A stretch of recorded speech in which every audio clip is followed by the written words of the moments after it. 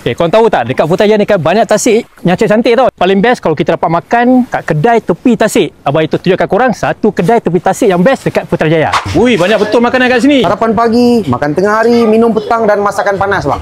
Wish, harga dia boleh tahan Harga raya bang. Semua orang boleh makan sini. Bagi abang makanan special. Okey, makanan special boleh bang. Nasi lemak dah sampai Okey bang, dengan suasana tepi tasik, abang dapat sarapan dengan suasana yang indah bang. Antara menu ala carte yang kita ada, nasi goreng Pattaya, nasi goreng LRC. Kami juga menyediakan roti canai yang ditebah live. Ini apa pula? Ini kuih tiaw kungfu. Okay, last but not least, kita ada mi kari. Air favorite yang kita ada bang, saya sediakan green tea, kopi ais, Milo ais, hitam bikai dan air yang mengiurkan di tengah hari. Tentunya Bandung Cincau. Diorang ni dulu kan start berniaga 3 tahun lepas. Kedai dulu kecil je. Customer terawal diorang hanyalah orang-orang yang bekerja di taman ni. So that's why kan harga diorang bagi kan semua memang harga yang kata harga marahan. Muka ada senyum.